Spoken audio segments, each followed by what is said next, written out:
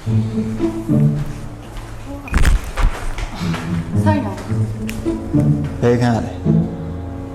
ဒီခဲ့ရမှာဘူး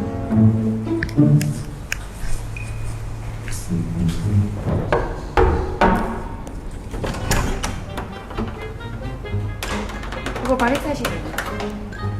အခုတွန်းတယ်လေလူခေါ်ပြီးတော့ပြင်လာတာမရသေးလို့အဲ့ဒါဒီမှာတွန်းလက်တုံးလို့ရလား ရလေးညီမလေးပေါ့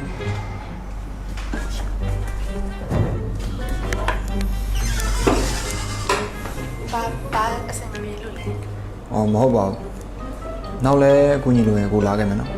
ရပါတယ်ဟိုကလေ The next day.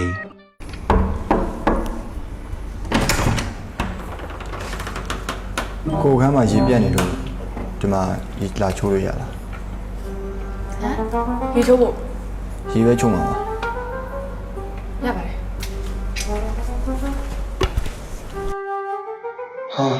စက်ပြန်မှုကကုန်တော့ပါပဲနောက်တစ်ပတ်မှပဲလာလိုက်တော့မယ် 1 week later.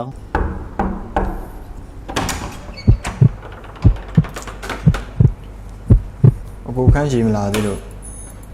ရေချိုးလို့ရအောင် ရပါတော့ကိုရ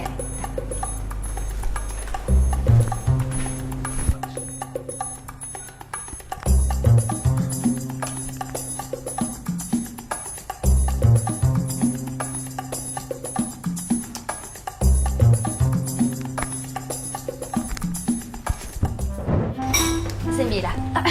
ပြေစက်ပြလေးကမှုေးနေတာပဲနော် မကြ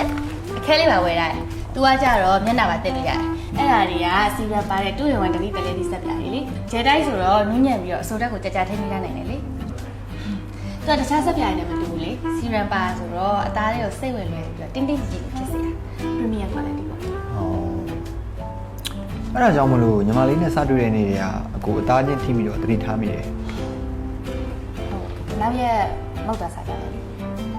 โอเคလေတော့စားကြမယ်အော်ဒါနဲ့အကိုခန်းကညီမခန်းနဲ့မြန်နေချင်းဆိုင်ဆိုတော့အကိုခန်းနဲ့လာလဲအောင်လေနော်အကိုအချိန်မရှိတော့မသွားရတော့မယ်